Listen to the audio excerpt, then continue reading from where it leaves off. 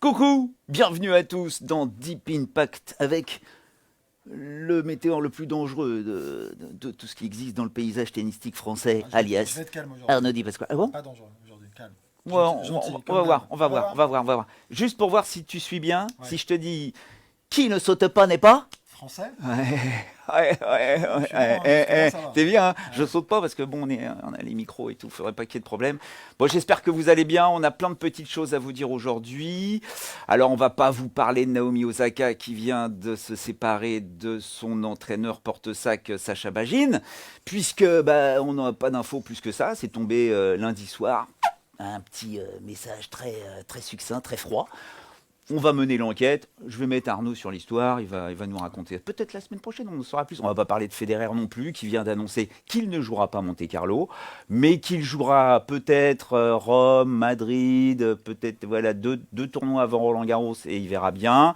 Qu'il s'en fiche complètement de son classement mondial, même s'il est 60e, lui, ce qu'il veut justement, c'est jouer au tennis et faire des exploits. Donc apparemment, il serait content de ne plus être numéro un mondial. Il nous enfumerait pas un petit peu le Ouais, Roger? on en reparlera peut-être. Ouais, on en Hein. reparlera. Et puis on avait aussi Longero. Énorme, Ouais, incroyable. énorme, énorme. Lui, on en reparlera parce que avec son classement maintenant, on le verra à Roland Garros. Pour la première fois de sa vie, il va intégrer le tableau final de Roland. Ça va être pas mal. Et là, mon Deep, vu que tu vois la carrure, Ouais. eh ben, on voit pas le sommaire. Ah, il faut que Eh je ben, me dise, voilà, excuse-moi, s'il te pardon. plaît. Non, mais c'est dingue. Je me disais Donc qu'on faisait des voilà, gestes. voilà les trois thèmes que l'on va essayer de mettre en avant aujourd'hui, avec bien évidemment la Fed Cup. Bon là, on va parler de Julien Beneteau, pas que, mais ce petit effet Julien Beneteau quand même. Et puis, après la victoire de Joe Wilfried Tsonga à Montpellier, face à Pierre Hugerbert, on va pas l'oublier celui-là, mais bon, ce petit joueur d'intérieur, c'est pour savoir, alors on va en discuter avec Deep, et vous, hein, bien évidemment, pour savoir si, voilà, est-ce qu'il a la capacité à l'heure actuelle, et puis pour les mois à venir, voire les années à venir, puisqu'il a envie de continuer, est-ce qu'il n'est plus qu'un joueur de indoor ou est-ce qu'il peut gagner à l'extérieur? Intéressant de parler de ça. Et puis on finira avec, avec Gaël, avec le Montfisien, hein, qui est redescendu un moment à Sofia, qui est reparti assez vite. Mais voilà, moi j'aime bien le petit côté Svitolina, tout ça. Il a reçu L'amour en hérite. Tu la connais celle-là ou pas? Là, je m'en vais. J'ai Non, dit que si tu non, commençais à chanter, quoi? Nana j'ai dit que je partais. Mouskouri. Hein. Nana Mouskouri, une idole. Attention. Enfin voilà, on a tout ça à traiter aujourd'hui. On a le droit d'aller jusqu'à 40 minutes, donc bon, on va essayer de tenir un peu les délais. Mhm. Voilà, on va On va essayer. Et essayer. puis vous n'oubliez pas, bien évidemment, si vous voulez participer à cette émission, allez-y à fond, balancez des questions. The Voice est dans le coin, il nous dira un petit peu ce qui se passe. Et puis, allez sur notre page Facebook, bien évidemment, avec le Home of Tennis. D'ailleurs, The Voice est déjà j'entends quelques filets de voix de The Voice. Bonjour messieurs, Bonjour. comment ça va? Ah bah, Super. en feu. Bon, eh bien, déjà un peu de monde. Vous avez le bonjour de Alexandre, Daniel, qui sont là avec nous aujourd'hui. Bonjour. Salut, Bonjour tout le salut, monde. salut. Allons-y. Il n'y a pas de questions, hein, ils n'ont pas commencé déjà là, ils sont calmes. Non, ils sont calmes. Bon, ok, allez, on y va. s'expriment. Premier débat.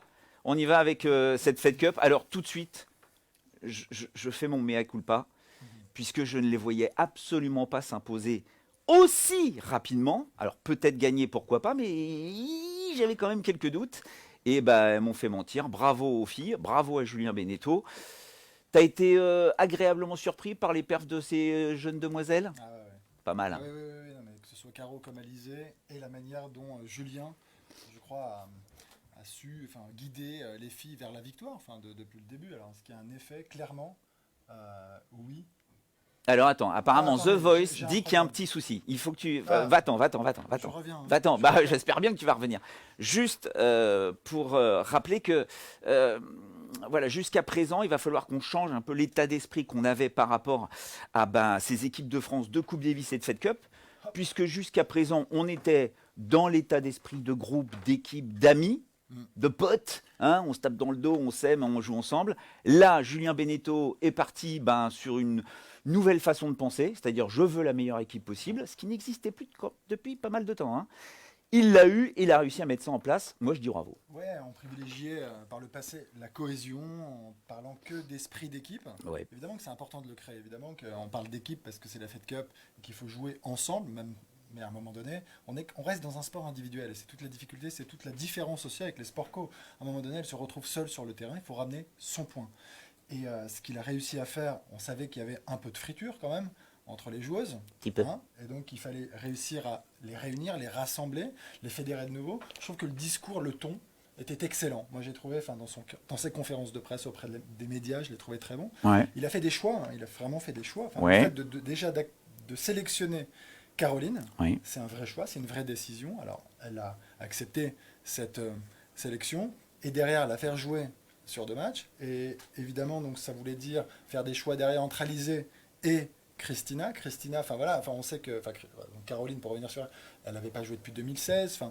C'était quand même pas évident comme ça de dire aux autres filles, c'est avec elle qu'on va composer aujourd'hui, même si, état d'esprit, encore une fois, pas sûr. Pas sûr. Et derrière de choisir Alizé versus Christina, c'était Ou pas simple. Pauline Parmentier, hein, Mais en l'occurrence, là, Alizé, mieux classée. c'était pas simple. C'était Ah pas non. simple parce qu'à un moment donné, c'était devenu un pilier quand même, Christina, Ah bah. dans cette équipe. Elle a toujours montré, en tout cas, qu'elle était capable de très bien jouer. Enfin, elle s'est montrée irréprochable en équipe de France avec une volonté très affichée de vouloir jouer.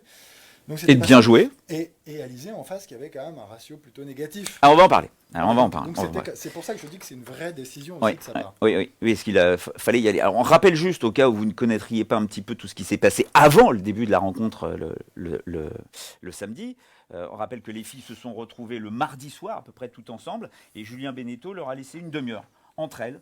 Voilà, allez-y, parlez-vous, lâchez-vous, dites ce que vous avez sur le cœur, et puis de toute façon, on est là pour gagner à la base. Donc peut-être qu'il pourrait y avoir quelques rancœurs, quelques inimitiés, mais c'est pas le problème. Donc parlez-vous. Elles se sont parlé. Moi, j'ai adoré le fait que on les ait vues s'entraîner. Alors bon, c'était pas non plus les super copines, mais il y avait une bonne ambiance. Ça se voyait que voilà, ça tapait la balle. Elles étaient là pour se préparer pour une rencontre de tennis et essayer de faire gagner la France. C'est l'essentiel dans la vie. Ouais, exactement. Ce qu'il fallait, c'était remporter ses points, c'était la victoire, c'était gagner ses matchs. Rien à dire. Et c'est la victoire qui va aussi peut-être recréer du lien entre les joueuses. Alors on y va sur la The Voice. Pardon. Un petit sondage. Un sondage. Pardon, un petit sondage pour vous, savoir si Ah oui. pour vous il y a un effet bento ou pas. Alors tu dis Bento ou Beneteau? Moi, je dis Beneteau. Moi aussi, j'ai toujours dit Beneteau. Beneteau, Alors, The Voice, pardon. tu vas dire Beneteau. Excusez-moi. Hein Ouais, ouais. Beneteau. Beneteau. Mais oui. Voilà, oui, moi, oui, c'est oui, clairement oui, j'ai été bluffé en tout cas par la manière dont il a pris le pouvoir sur cette Fed Cup en passant après Amélie et Yannick. Oui. Enfin, je crois que c'est aussi important de le souligner. C'est pas simple, il y avait de quoi quand même se casser les dents. Et Ouais. à l'inverse, je trouve que voilà, il est allé avec de l'ambition évidemment, mais avec beaucoup d'humilité aussi, beaucoup de discussion. Il a su trouver les mots justes. Il a dégagé beaucoup de sérénité. Moi, j'ai beaucoup aimé son comportement de manière globale sur le stage, sur les matchs, pendant, après. J'ai trouvé que c'était impeccable, vraiment impeccable. Tout en rappelant que Julien, en fait, c'était étonnant quand il racontait ça. Il est allé voir les filles à un moment l'an dernier quand elles jouaient un match de Fed Cup. Il y va pour boire un café avec Loïc Courteau, d'ailleurs, tranquille. Voilà, juste pour dire bonjour, comment ça va, je suis avec vous, on est derrière vous et tout ça. Et puis, en discutant, il se rend compte que les filles sont contentes qu'il soit là, elles l'aiment bien. Et c'est vrai que Julien a quand même cette image de mec qui s'est toujours défoncé, quelles que soient les sélections ou non. Et il y a eu des histoires, mais il a toujours été le cœur sur la main avec le maillot de l'équipe de France. Et puis il leur a dit voilà, j'adore ce que vous faites, la façon dont vous vous préparez, tout ce que vous mettez en place pour essayer d'y arriver. Et il savait qu'il y aurait Amélie Mauresmo dans l'histoire, qu'il y aurait peut-être d'autres noms, mais il s'est dit mais pourquoi pas me proposer moi, pour qu'il y ait aussi une autre possibilité de capitanat. Et puis ça lui est tombé dessus. Et je trouve que dans son discours, comme tu l'as dit, après on ne sait pas trop ce qu'il a pu leur dire au changement de côté, mais les filles ont dit qu'il avait réussi à bien les aiguiller, à bien les calmer, à bien les reconcentrer quand ça se passait mal, parce que ça n'a pas été simple non plus. Et chapeau, quoi. Ouais, mais très à l'écoute aussi. C'est-à-dire que, puis, encore une fois, le discours était bon. Enfin, un nouveau discours. Je pense que c'est quelqu'un qui est très ouvert, très intelligent, qui a bien bossé aussi sur le jeu des filles. Enfin, tactiquement, on en a beaucoup parlé. Je trouve que c'est ressorti aussi, ça. Et mentalement aussi, parce qu'il a fallu justement essayer vraiment d'orienter aussi le travail sur la partie un peu psychologique pour qu'Alizé puisse rentrer sur le terrain, gagner ce match. Enfin, voilà, il y a eu beaucoup de choses. Ça a été quand même très riche. Et tout ça, c'est très positif. Et en effet, mais il a été fidèle un petit peu à ses valeurs, à ce qu'il nous a montré finalement ces dernières années, en effet, sur l'équipe de France de Coupe Davis. Oui, il a été parfait. Alors, oui, The Voice, vas-y. Alors, une petite réflexion de Anthony qui nous dit la Belgique, c'était quand même assez faible ce week-end. Et on pourra mesurer l'apport véritable de Julien sur le sportif quand il y aura une plus grosse nation. Est-ce que vous êtes d'accord avec ça? Alors Anthony, doucement quand même. C'est un peu dur, c'est un peu réducteur. Ouais. C'est à un moment, les filles en face, elles savaient jouer. Enfin, Mertens, c'est une bonne joueuse, il fallait la battre. Bah les 21. Et puis, en fait, c'est aligner ces 3 matchs de rang. En fait, c'était aussi ça, en 2-7. Enfin, c'était très bien. En fait, il faut dire quand c'est très bien. Voilà, c'est pas parce que les adversaires sont plus ou moins fortes sur le moment, peu importe. À un moment donné, ce qui s'est passé est très positif et c'est de bon augure pour la suite. C'est tout. On n'est pas en train de dire qu'on va gagner la Fed Cup. Non. On est en train de dire que les liens sont en train de se resserrer. Enfin, l'équipe est en train de se reconstruire aussi parce qu'il s'était passé quand même beaucoup de choses ces 2 dernières années. Mais tu sais, ça me fait penser aussi quand la France a, malheureusement, on a l'impression que c'est ça qui est ressorti. Quand la France a gagné la Coupe Davis contre les Belges, alors oui, mais bon, c'était un pur scandale parce que de toute façon, on avait joué que des pauvres équipes, il n'y avait jamais les meilleurs mondiaux qui étaient là, et puis bah, ils ont gagné, mais bon, c'est une victoire au rabais. Mais on ne peut pas dire des choses comme ça. Dire quand tu es joueur de tennis ou n'importe quel un moment, tu as fait du sport, tu sais très bien, Anthony, je ne te cible pas, mais ta question me chauffe un peu. Tu rentres sur le terrain, que le mec il soit 170e ou 20e mondial, ou quel que soit son classement, il faut le battre. Donc comment tu es toi ce jour-là, comment tu es dans ta tête ce jour-là, est-ce que tu vas réussir à donner le meilleur de toi-même malgré l'enjeu, malgré la pression, malgré tout ce qui se passe. Je vous rappelle que la finale de la Coupe Davis, fallait la gagner justement puisque on était soi-disant les favoris. C'est pas évident du tout. On peut pas dire ça. Et on ne peut pas dire que l'équipe belge était une équipe faible. Au niveau du classement, les Belges et les Françaises se valaient complètement. La seule différence était en double, où on avait Kiki Mladenovic qui était très très bien classé.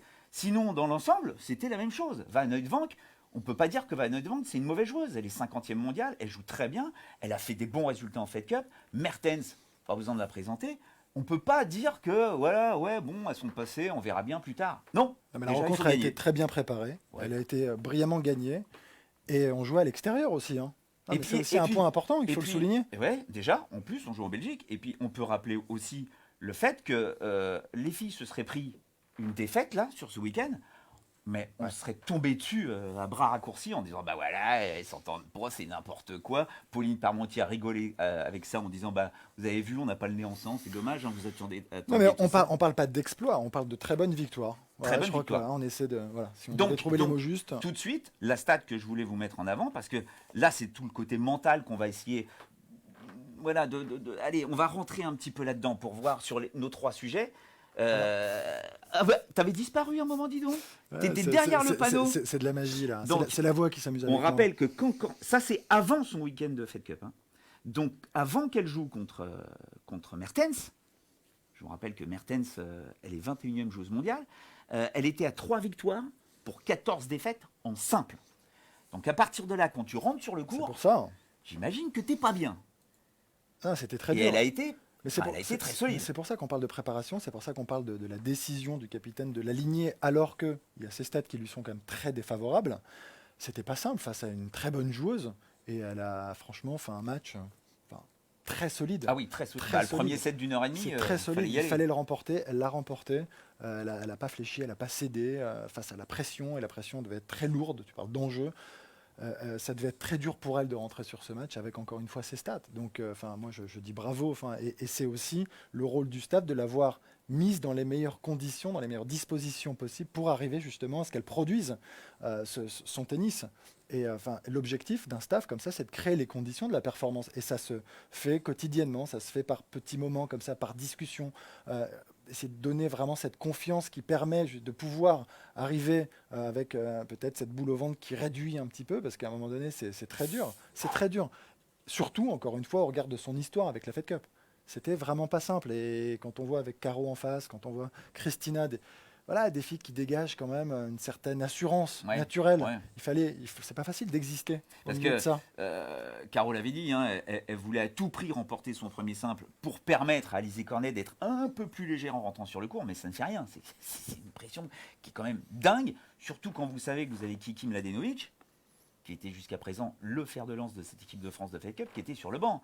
Et donc il y a des regards aussi. Ça a l'air de rien, mais ça pèse 3 tonnes sur les épaules, cette histoire. Surtout avec un premier set d'1h30. Et on sait qu'Alizé Cornet a toujours eu ce côté émotionnel qui peut la bouffer, la grignoter, la paralyser. elle a travaillé justement mentalement, je me souviens, au début de sa carrière, quand elle est arrivée très vite aux portes du top 10, malheureusement qu'elle n'a pas réussi à franchir, elle a perdu complètement après confiance, elle a travaillé mentalement. Alors justement, je voudrais te parler de ça avec toi, Arnaud, parce que je ne savais pas s'il avait travaillé avec des préparateurs mentaux. Ouais, Bon. ça s'est pas vu, mais oui. Mais oui, justement, qu'est-ce que c'est qu'un préparateur mental? Est-ce que c'est un psy? C'est pas forcément un psy. C'est quoi?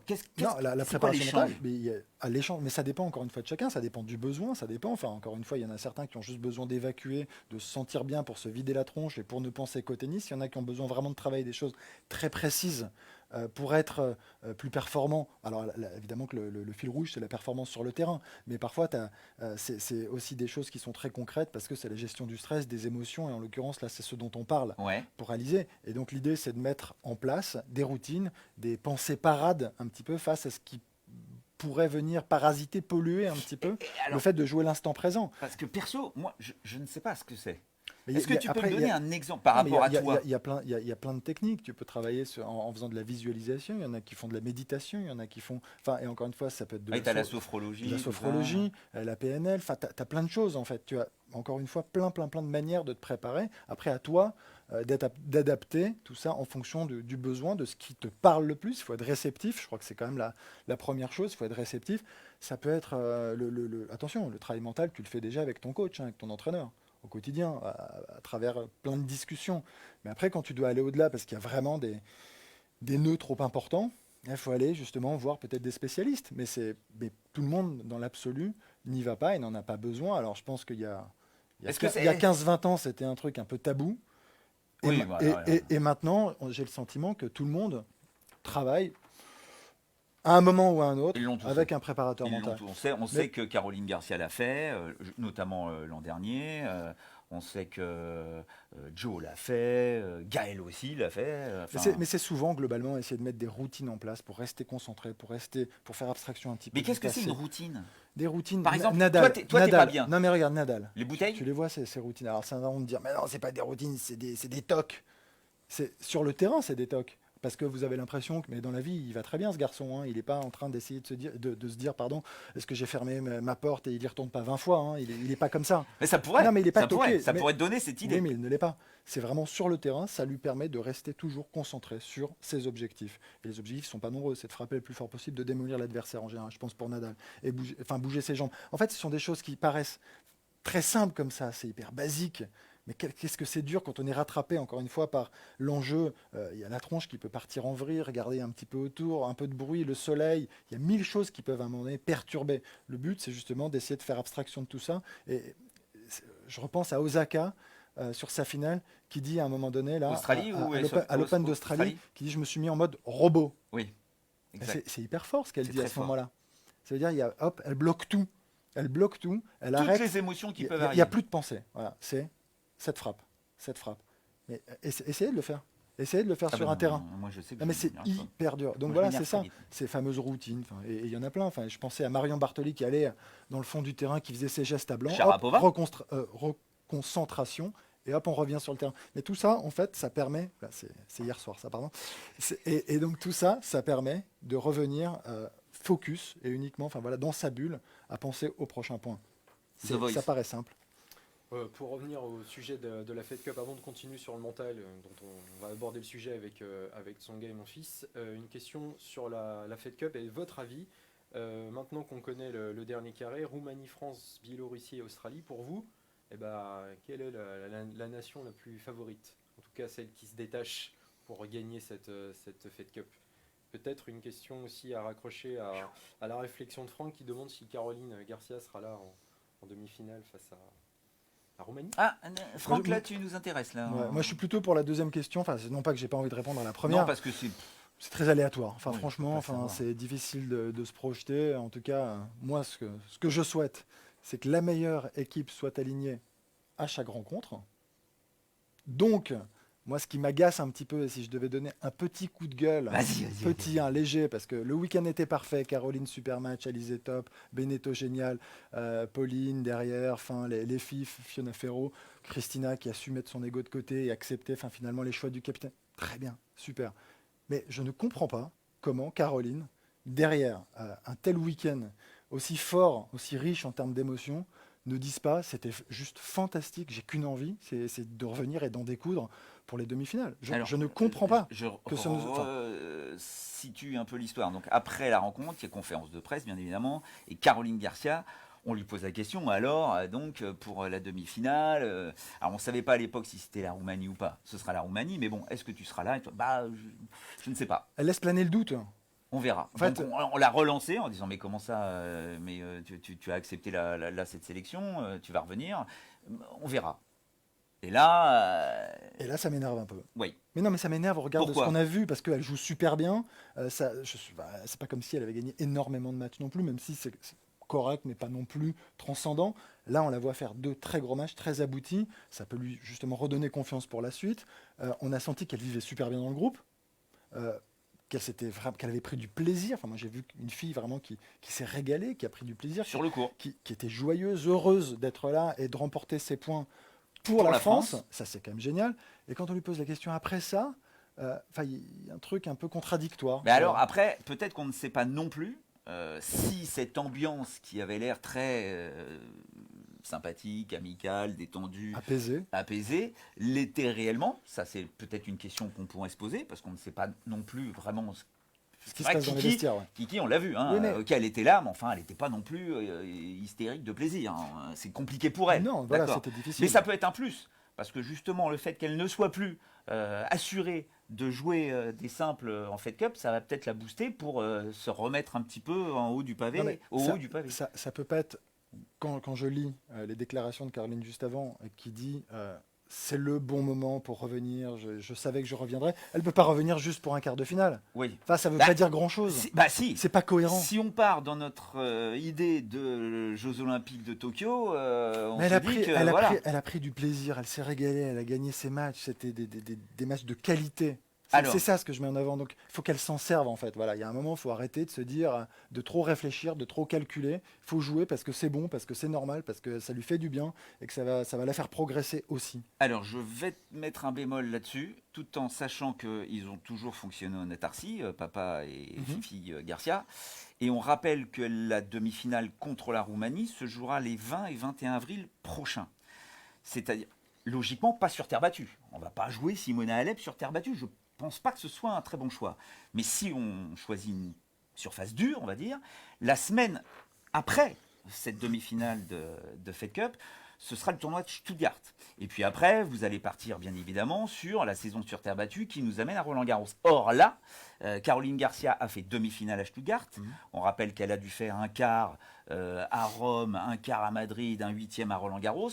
Et on le sait, elle l'a toujours dit, et même son père l'a confirmé, un week-end comme ça, une semaine de préparation de Fed Cup, ça pompe énormément d'énergie. Surtout, j'imagine, là, par rapport à tout ce qui a pu se passer avant. Mais par rapport à ce que tu gagnes mais en peut-être, face, mais toujours est-il que c'est tout à fait possible qu'elle ne vienne pas, puisqu'elle a toujours dit qu'elle voulait privilégier quand même sa carrière individuelle. Alors là, elle l'a fait. Un peu moins, là. Alors là, elle l'a fait. Elle a dit pendant 2 ans, j'ai essayé, je l'ai fait, je suis allé au bout, et justement, c'est là aussi une des raisons pour lesquelles je reviens. Moi, j'y crois pas. Moi, je pense que c'est pour les Jeux Olympiques. Mais, donc, non, à partir de je là. dis pas le contraire, mais moi, si je me base sur ces déclarations, c'est ce que je dis, je trouverais ça pas très cohérent de dire c'est le bon moment, faire le quart et d'arrêter. Voilà ce que je dis, c'est tout. Ok. Donc, on verra. Et sur le fait d'être en autarcie, en effet, avec son papa, sur le coaching et tout ça, à un moment donné aussi, le travail d'un coach, c'est de pouvoir mettre en autonomie son joueur ou sa joueuse. Donc, à un moment, c'est aussi de pouvoir lâcher sur une semaine son athlète parce qu'il est capable de s'auto-gérer, de se gérer et s'auto-gérer. Il n'est pas tout seul, il y a quand même du monde autour, il y a des gens compétents. Donc à un moment, ça, c'est un autre sujet. Non, mais c'est le fait de passer du dur à la terre battue alors qu'on est sur une période qui est très importante pour elle. Après, je ne sais pas. Mais dans ce cas, elles sont toutes importantes, les périodes, et dans ce cas, ça bouffe du jus tout le temps. Et dans cas, mais à un moment donné, pour ce que ça lui rapporte, regardez, ce qu'elle a vécu là sur ce week-end, je ne peux pas croire qu'elle vive ça chaque semaine. Ce n'est pas possible. Non. Ça, c'est pas possible. Mais on ne sait pas si Caroline Garcia sera présente. Mais on l'espère en tout cas. Mais on l'espère, bien évidemment, parce que jusqu'à présent, c'est quand même la meilleure joueuse française, pas de loin, mais. Et on espère que Kiki Mladenovic, le fait qu'elle soit sur le banc, ça la booste un petit peu, que ça la révolte. Parce que jusqu'à présent, c'était un peu trop simple, quoi. D'accord ? Ouais, faut que ça la pique un peu, je suis d'accord. Parfait. Alors, on attaque la deuxième partie. Avec ce petit Tsonga joueur d'intérieur. Alors, ouais, là, j'y vais. Parce que, bien évidemment, il nous a fait un très beau tournoi. Ouais. Rien à dire. Super. Hein, très belle victoire. Avec, on le rappelle, cette victoire contre Jérémy Chardy en quart de finale, le vendredi soir, à plus de minuit. Donc on se dit, oulala, match super accroché, compliqué, très dur physiquement. Est-ce qu'il va y arriver? Grosse concentration en permanence. Il rejoue le lendemain en demi-finale. Le match piège par excellence contre Albot où on se dit qu'il va l'exploser, mais on ne sait pas trop s'il est capable d'enchaîner. Il enchaîne merveilleusement. Il arrive sur la finale, on se dit il va fatiguer. Pas du tout, il continue, il est parfait. Donc là, on a un Tsonga qui est parfait de bout en bout sur cette semaine à Montpellier, en rappelant qu'il a fait 64 races sur 5 matchs à Montpellier. Après, on est en indoor. D'accord? Et moi, cette question que je me pose, c'est par rapport au stade que je suis allé vous chercher. Voilà. Donc, je vais te les montrer.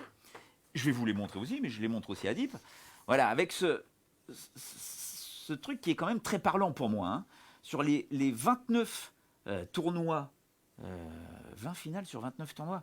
Non, c'était pas ça. Mais c'était 20 finales sur 20... Enfin, on va dire que sur 29 finales qu'il a jouées, il a fait 20 finales. 20 finales l'ont été en indoor, en salle. Donc ça représente 69% de toutes ces finales depuis le début de sa carrière. Et ces titres, 12 titres sur ces 17 l'ont été aussi en indoor, 70%. 33 ans, il fait attention à son physique, c'est un joueur qui a toujours été lourd, entre guillemets. Hein. Est-ce que tu peux imaginer que c'est un Tsonga qu'on peut le voir sur dur extérieur, je pense à Indian Wells, Miami, des surfaces assez lentes, pas aussi rapides qu'en indoor, puis après la terre battue. Est-ce que tu peux imaginer qu'un Tsonga à 33 ans, qui revient de blessure, est capable, là, cette année, déjà de nous faire des choses? Ouais. Je l'en crois capable parce que c'est qu'il a très bien travaillé. Si on l'a vu enchaîner les matchs comme ça, c'est que physiquement, il est de nouveau opérationnel. Et quand il est capable d'enchaîner, il est capable de bien jouer partout. Alors évidemment que les stats lui sont favorables en indoor parce que son jeu, que tu parles de son service, ce côté puncher, oui, ça lui convient beaucoup plus. Maintenant, il a quand même montré de très belles choses en outdoor par le passé. Et la question, c'est est-ce qu'il sera capable de nouveau de briller aussi, pourquoi pas sur les cours de Roland. Il a quand même fait 2 demi-finales à Roland-Garros sur terre battue. Il fait une demi-finale à Monaco. Enfin, c'est quand même un joueur complet qui a bien joué sur toutes les surfaces. Et quand il en parle, il le sait, hein, qu'il est capable justement d'évoluer sur toutes les surfaces. Et je trouve même que parfois, alors est-ce que c'était un discours convenu, j'en sais rien. Il a souvent dit que la terre battue, c'était presque, je crois, une de ses surfaces. Enfin, peut-être sa surface préférée. C'est ce qu'il a toujours dit. Ce qui, moi, me semble complètement aberrant. Non, mais ouais, après, il peut adorer jouer sur terre battue. C'est pas pour autant que c'est la surface sur laquelle il s'exprime le mieux. Mais moi, je crois que s'il arrive à enchaîner, je crois qu'il a beaucoup travaillé. Avec l'expérience qu'il a aujourd'hui, il va pouvoir peut-être faire de très belles choses, et ce, sur toutes les surfaces, et ce, même, justement, en outdoor, quoi. Je crois. Là, c'est de la prise de confiance, là. Il y a de la prise d'information. Il est en train de se reconstruire aussi, après une année, et même plus, très difficile. Très difficile. Si ça tient, moi, j'ai envie d'y croire. Je l'en crois vraiment capable. The Voice. Une question de Maël qui vous demande est-ce que Tsonga peut faire un coup à Rotterdam, du coup à ATP 250, donc un peu plus fort que le tournoi précédent. Ah bah là on est en indoor. Hein. On reste en indoor, oui. En Rotterdam, s'il a récupéré, gagné. Est-ce qu'il a déjà gagné à Rotterdam? Attends, je crois. Oui, il a gagné. Ouais. Il l'a gagné. Donc, il l'a gagné en 2017. Je m'en souvenais plus. Mais oui, c'est son début d'année 2017 il fait finale aussi en 2011. Je vous rappelle que derrière, il y a Marseille. Il est inscrit à Marseille. Hein. Il a gagné 3 fois. Voilà, on est en indoor. On est dans une continuité. Après, est-ce qu'il est, à ton avis, capable, après 7 mois d'interruption l'an dernier, hein, fissure au ménisque, opération, le billard, la totale, quoi. Donc, est-ce qu'il est capable là, c'est un peu un test de savoir s'il est capable d'engranger 3 semaines de compétition en allant loin à chaque fois? Après, on s'inscrit en général. Et on gère, on voit si forcément il enchaîne victoire Montpellier, victoire Rotterdam, peut-être qu'il devra se retirer. À un moment donné, il faut quand même gérer le physique. Le but, c'est de tenir, d'être le plus constant possible dans l'année et surtout d'éviter le pépin physique qui l'éloignerait encore plusieurs semaines. La reprise, la convalescence, ça prend du temps. Il peut en parler de tout ça aujourd'hui. C'est très long, fastidieux, compliqué, et dans la tronche aussi, c'est très dur. Mais c'est aussi la preuve qu'il est très fort dans la tête quand même, de réussir à revenir à chaque fois comme ça. Oui. Parce qu'on en parle trop peu. Enfin, il fait quand même un très bon début d'année. Il fait une demi-finale pour commencer à Brisbane, si je dis pas de bêtises. Oui. Derrière, Djoko. il perd contre Djoko. Là, il gagne Montpellier. Ça va, ça se passe très bien. Ah Donc, bah oui. non mais il faut être optimiste et il faut rester positif. Alors si on nous dit en plus ouais mais il a battu que des peintres, non, il a gagné tous ses matchs. Et c'est de la confiance. Et il n'y a pas un joueur qui vous dira le contraire. Quand vous gagnez des matchs, derrière, je peux vous dire que vous vous sentez de plus en plus fort et Là, vous êtes en confiance. ouais, et puis sur la fixation d'objectifs, à un moment donné, c'est important. Tout en rappelant que ça n'a l'air de rien, je ne sais pas si vous êtes au courant, mais Joe Wilfried Tsonga s'est posé vers la fin de la saison dernière, fin 2018, et il s'est regardé vraiment dans le blanc des yeux en se disant, voilà, est-ce que je suis encore motivé pour continuer? Est-ce que j'ai encore envie de me faire mal pour essayer de revenir au meilleur niveau, pour essayer de gagner, ou est-ce que j'arrête? Il s'est vraiment posé la question.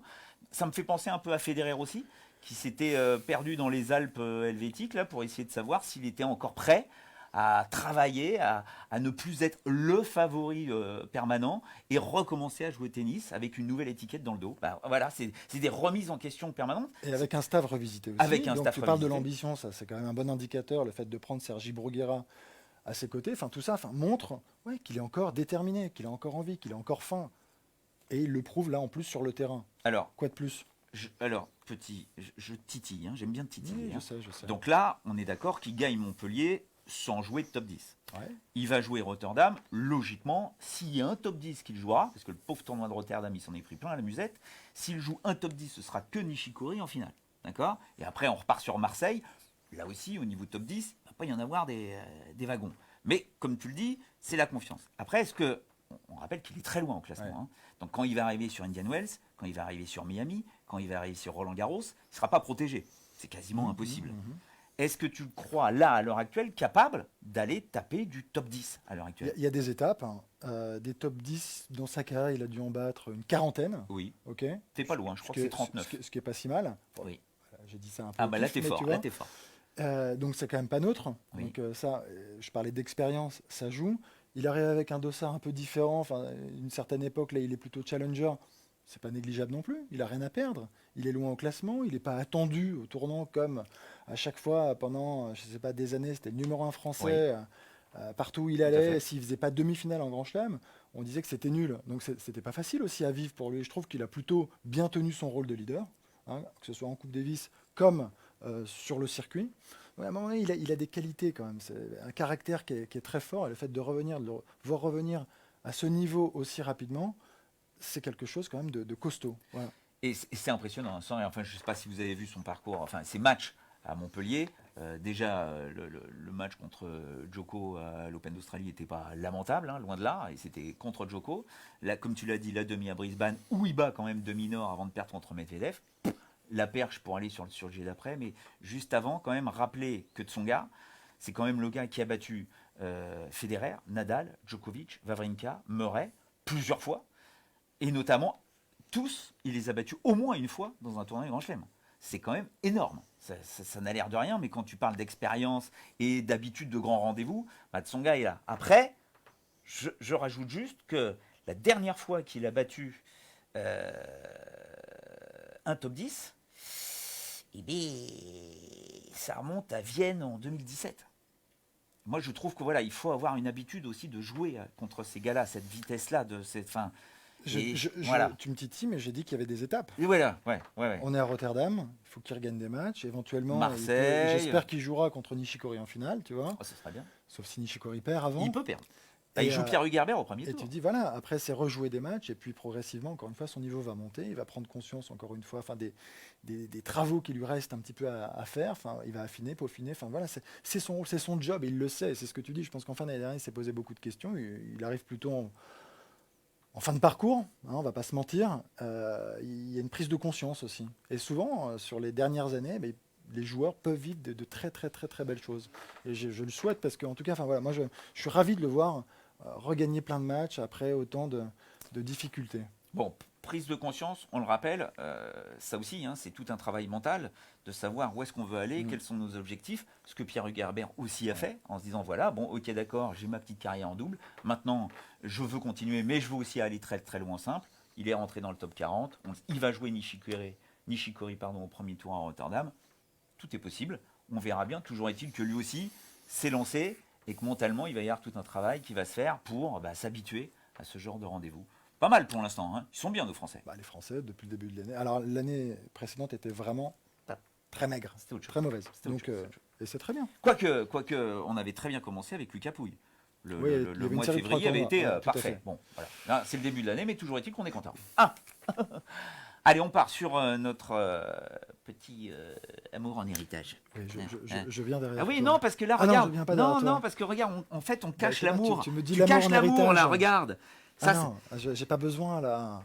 Alors non, mais parce que en fait, Je crois que tu allais me balancer des stats sur l'amour. Non. j'ai pas des stats sur l'amour, mais j'ai des stats sur mon fils. Mais toujours est-il que je voulais mettre ça en avant. Parce qu'on ne les connaît pas. On ne les connaît pas. On les voit sur un cours de tennis, on les voit en short. Gaël, bien évidemment, que tout le monde est là en se disant ouais, ce gars-là, il travaille jamais, il est tout le temps en train de faire la fête, de déconner, tout ça. Pas du tout. Déjà, détrompez-vous, c'est un gars qui bosse.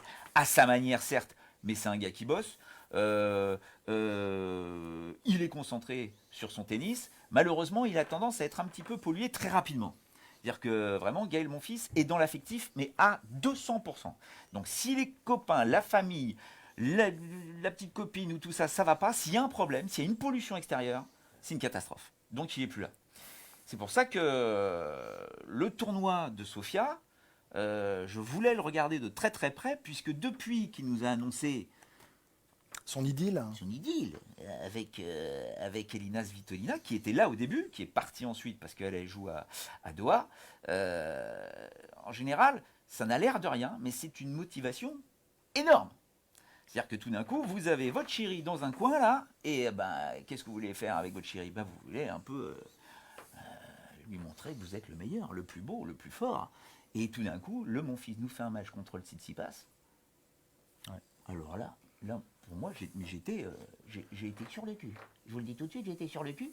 Il n'a pas fait une guignolerie, pas un geste d'humeur, super concentré, très agressif. Même si Tsitsipas, alors je vous vois venir déjà, ouais, Tsitsipas, il a mal joué, il a fait plein de fautes. Oui, mais enfin, il a fait plein de fautes parce que mon fils était là. Parce que mon fils c'est un défenseur hors norme, un contreur incroyable, et qu'il a toutes les qualités pour aller justement faire déjouer ce genre d'attaquant. Et c'est ce qui s'est passé sur ce match, évidemment. Et Tsitsipas, il en fait des fautes. Hein. C'est un joueur de toute façon qui attaque énormément, donc qui avance et qui, de fait, rate. Mais ce que tu dis, c'est intéressant parce qu'à un moment, Gaël, C'est gentil. non, mais l'humain, c'est le joueur qui fonctionne à l'affect plus que tous les autres. Et le moindre grain de sable, tu as raison, vient un petit peu dérégler la machine. Et aujourd'hui, on sent qu'il vole, on sent qu'il est souriant, on sent qu'il est heureux. Et ça se voit, en fait. C'est criant et c'est génial, mais tant mieux. Mais tant mieux. Mais en fait, pour toutes les joueuses et tous les joueurs, c'est le même lot. Plus vous êtes bien en dehors du cours, et plus vous avez de chance, en tout cas, de bien vous comporter dans votre discipline. Et ça, c'est juste une réalité. Donc, quand on parle de créer les conditions de la performance, parfois, il ne faut pas beaucoup s'entraîner parce qu'il y a d'autres choses à régler. Je veux dire, à un moment donné, ça dépend des moments. Et le travail du coach, il est là. C'est hyper fin, c'est subtil, c'est très sensible. Mais ce n'est pas passer forcément 7 heures sur le terrain à bosser bêtement.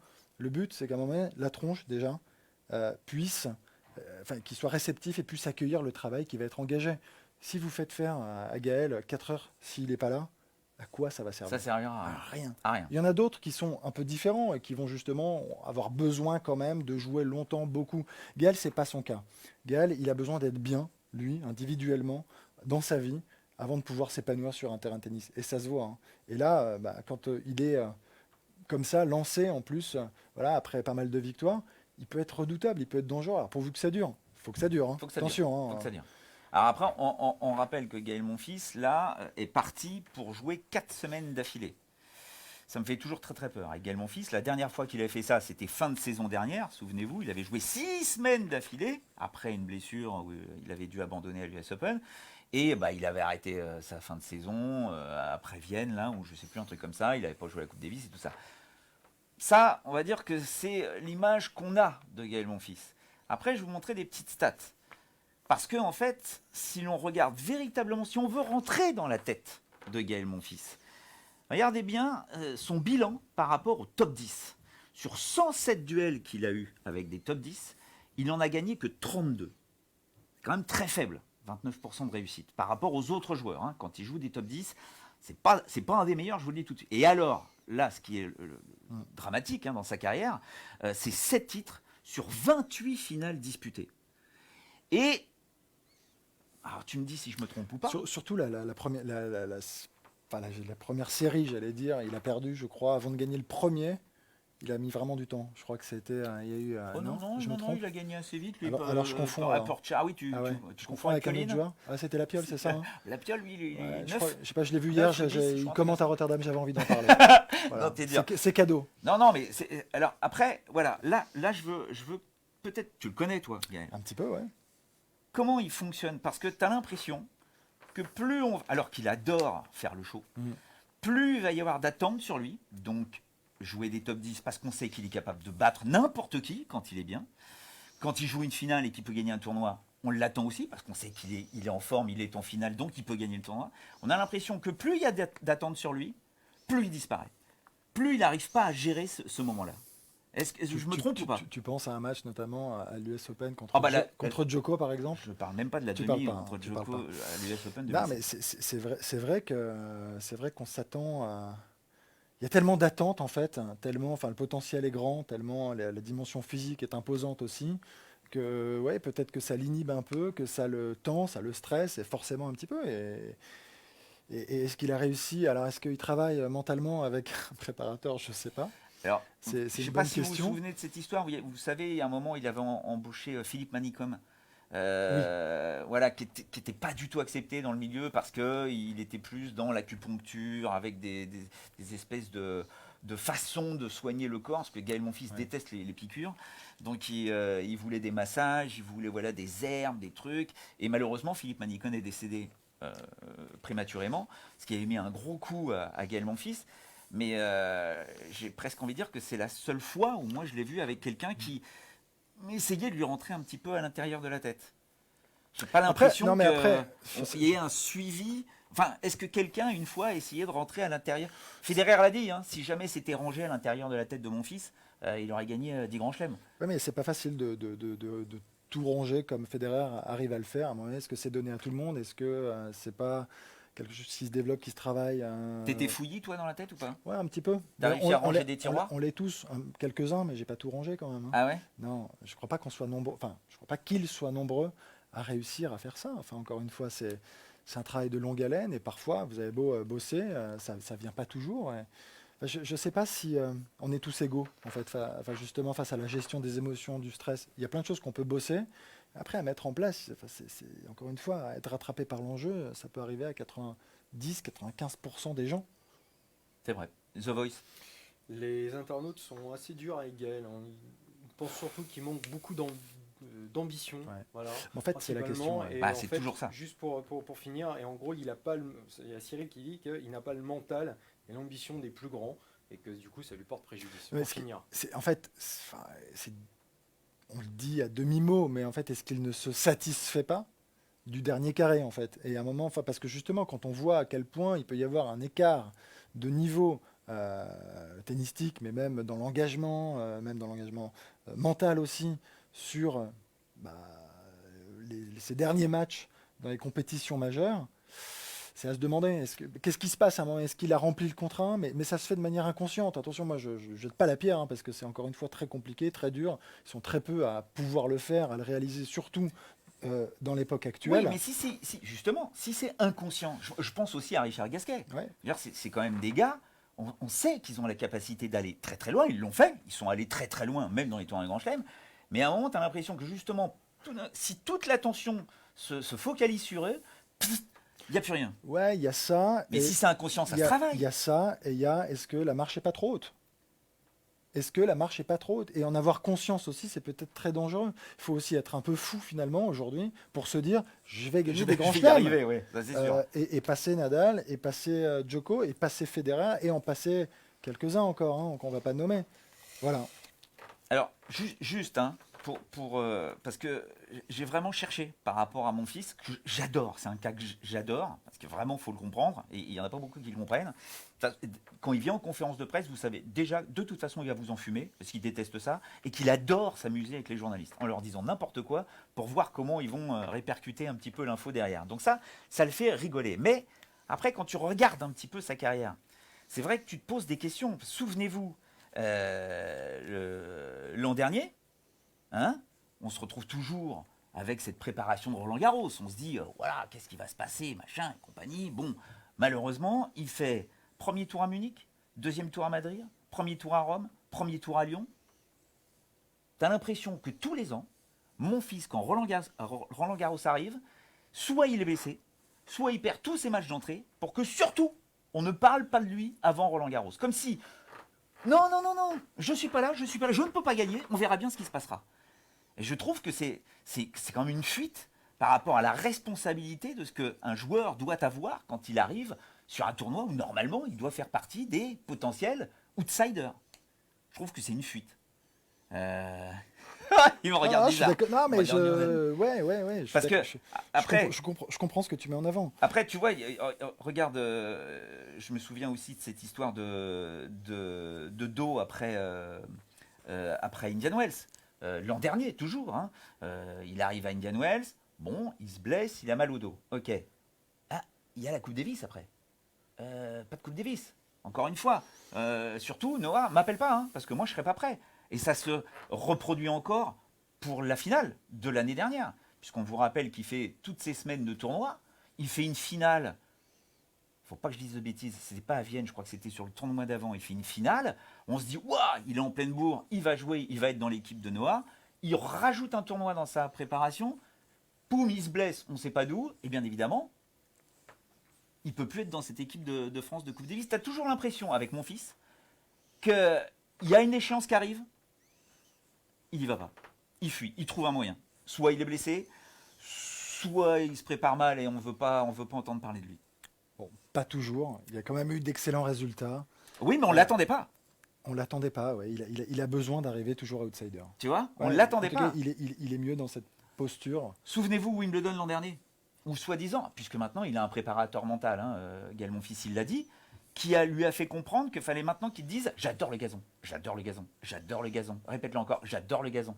Puisqu'il ne réussissait jamais à jouer sur gazon. Et puis l'an dernier, il nous fait des résultats sur gazon, parce que soi-disant un préparateur mental a réussi à lui faire comprendre que dis que tu l'aimes le gazon. Donc à un moment ou à un autre, tu dis que voilà, tu peux encore progresser. Un gars comme Gaël Monfils, si quelqu'un arrive à trouver les clés de la caboche de l'alien là, mais il peut faire encore des choses incroyables. On l'a vu notamment sur Sofia. Voilà. Tu y crois ou pas? J'y crois. Il faut y croire. Gaël, si tu nous écoutes, vraiment, si On tu croit nous en toi. On croit en toi. C'est grave. C'est vrai, on croit en toi. On croit en toi. Et cette année, vas-y, lâche-toi. Vas-y à fond sur Roland-Garros. T'es amoureux? T'auras tous tes potes, toute ta famille autour de toi. Bah vas-y, lâche. Et puis on verra bien ce qui se passera. Mais gagne des matchs avant. Parce que si tu gagnes pas des matchs avant, c'est pas possible. Il faut gagner des matchs avant. C'est obligatoire. D'accord? D'accord. C'est bon? Ouais, c'est bon. C'est pas possible ça, je vous le dis tout de suite. Donc, bien évidemment, on se retrouve la semaine prochaine, même heure, même jour, mardi, 13h, avec Rotterdam, le premier 500 que vous pouvez suivre bien évidemment sur les antennes d'Eurosport. Tu vas commenter un peu ou pas? Tout à fait. Yes! Avec des gros matchs en perspective. Et puis après, là, on part sur les grands rendez-vous. Attention, là, ça va devenir très très chaud. Puis les filles, on garde un œil sur les filles. Avec Garcia qui va jouer là, juste après la Fed Cup. On va voir si elle va être capable d'enchaîner. Et il vaudrait mieux qu'elle puisse enchaîner, parce que si elle n'arrive pas à enchaîner, mais je pense qu'on ne pourrait pas la voir pour la demi-finale face à la Roumanie. Salut. Au revoir. Au revoir les impacts. Salut tout le monde. Salut la Au voix. revoir les météores.